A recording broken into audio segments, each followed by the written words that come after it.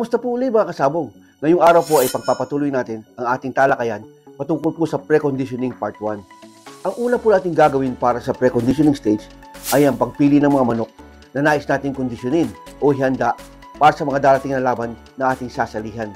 Bukod po sa pagiging malusog at masigla, ang first part po ng selection para sa preconditioning stage ay ang pagpili ng mga manok base sa kabuuang sukat nila, yung overall size based on height and weight.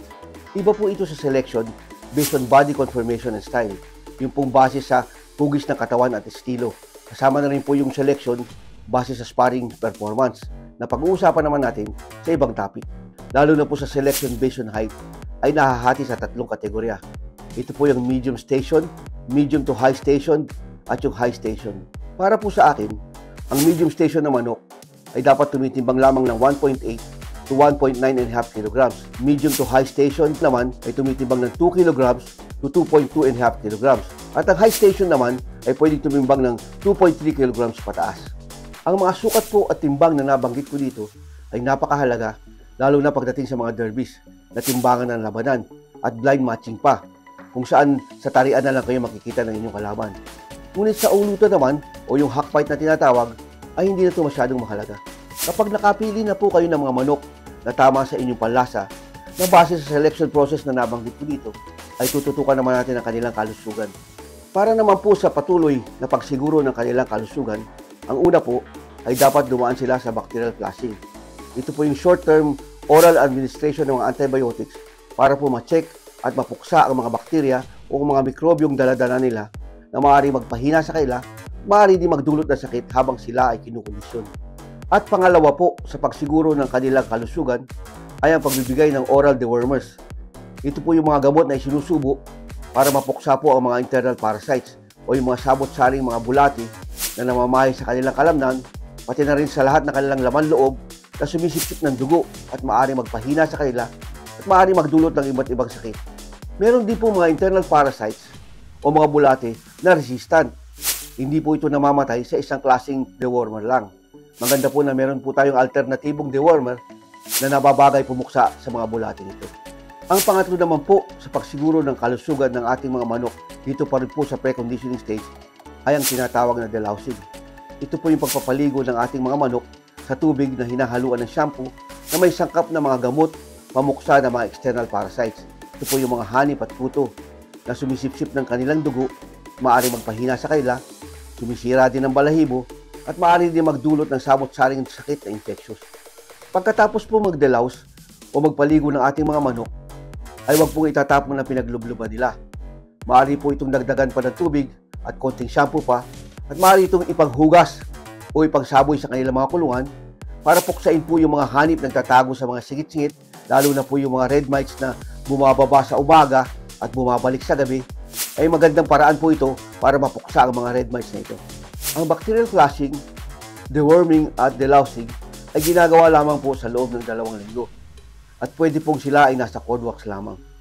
Kasabay din po ng bacterial flushing, deworming at delousing habang sila ay nasa cold wax ng 2 linggo, ay maaari din po tayo magbigay ng oral vitamin supplements every other day. 1 linggo po, makalipas ang bacterial flushing, deworming at delousing, ay tutungo naman tayo sa training and exercises para sa mga napili nating malulusog na mga manok. Mga kasabong, lagi pong tandaan na lahat po ng gamot na gagamitin natin sa ating mga manok ay may mga kalakip na gabay at alituntunin na dapat natin sundin, lalo na po sa sukat, antas at paraan ng paggamit. Mga kasabong, ang training and exercises po para sa ating mga manok dito po sa preconditioning stage ay mas madalas at mas mabigat kaysa po sa conditioning stage, kung saan na malapit na ang laban at medyo dapat ipahinga na ang mga manok natin na training. Intensive training po ang binibigay natin sa preconditioning stage, lalo na po sa mga stags, at medyo light training na lang pagdating ng conditioning stage.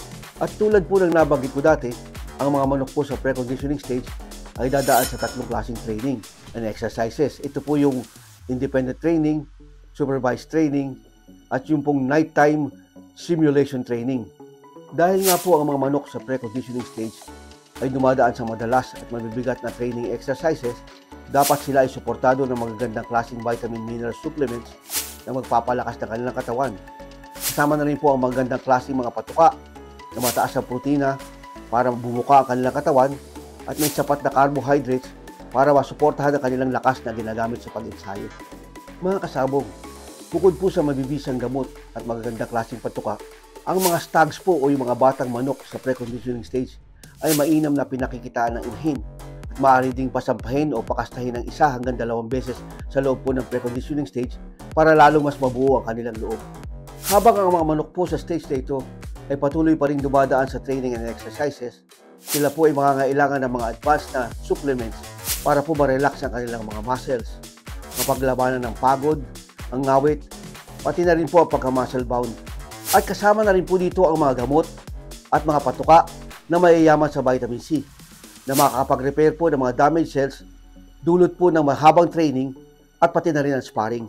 At dahil nga rin po sa araw-araw na training and exercises nila, sila rin po ay mangangailangan ng pang-araw-araw na oral rehydrating preparations upang maiwasan ang pagkatuyot ng kanilang katawan.